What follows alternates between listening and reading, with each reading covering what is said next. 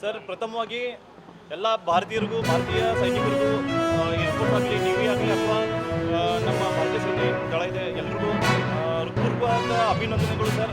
ಅವರು ಭಾರತೀಯರು ಎದಕ್ಕೂ ಹೆದರೋದಿಲ್ಲ, ಎದಕ್ಕೂ ಸಿಗೋದಿಲ್ಲ ಅಂತ ಇನ್ನೊಮ್ಮೆ ತೋರಿಸಿದ್ರೆ. ಇದ್ರ ಹಿಂದೆ ಇರೋದು ನರೇಂದ್ರ ಮೋದಿ ಅವರದ್ದು ಒಂದು ದೃಢ ಇಚ್ಛಾಶಕ್ತಿ ಸರ್.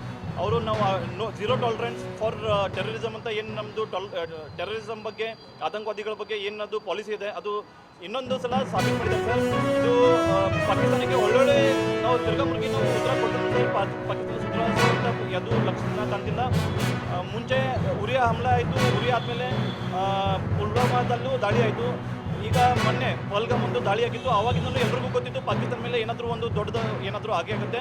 ನಿನ್ನೆ ರಾತ್ರಿ ಎಲ್ಲರೂ ಸಂಪೂರ್ಣ ಭಾರತೀಯರು ನೋಡಿದ್ದಾರೆ ಯಾವ ರೀತಿ ಪಾಕಿಸ್ತಾನ ಒಳಗಡೆ ಹೋಗಿ 9 ಜಾಗದಲ್ಲಿ ಒಂದು ದಾಳಿ ಮಾಡಿ ಎಷ್ಟೋ ಇನ್ನೂ ಸಂಖ್ಯೆ ಗೊತ್ತಾಗಿಲ್ಲ, ಬಟ್ ಎಷ್ಟೋ ಆತಂಕವಾದಿಗಳನ್ನ ಕೊಂದಿದ್ದಾರೆ. ಅದರಲ್ಲಿ ಮಸೂದ್ ಅಜರ್ ಅನ್ನೋ ಒಬ್ಬ ದೊಡ್ಡ ಆತಂಕವಾದಿ ಸರ್. ಅವನು ಪಾರ್ಲಿಮೆಂಟ್ ಮೇಲೆ ಹಲ್ಲೆಯಲ್ಲೂ ಅವನಿಗೆ ಸಹಭಾಗಿ ಇತ್ತು. ಆಮೇಲೆ ಅವನ್ನ ಪ್ಲೇನ್ ಹೈಜಾಕ್ ಮಾಡಿ ಅದರಿಂದ ಬಿಡಿಸ್ಕೊಂಡು ಹೋಗಿದ್ದ ಅಂತ ಅವನ ತಮ್ಮ ಕೂಡ ಅದರಲ್ಲಿ ಇದ್ದ ಅಂತ ಒಂದು ಕನ್ಫರ್ಮೇಷನ್ ಇದೆ.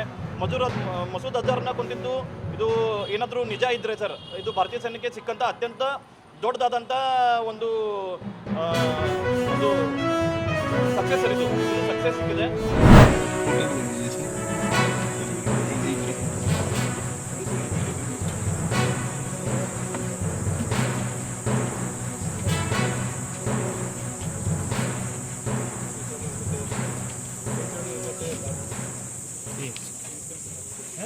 बाप रे, पूरा इसको 2800 मीटर तक कवर किया।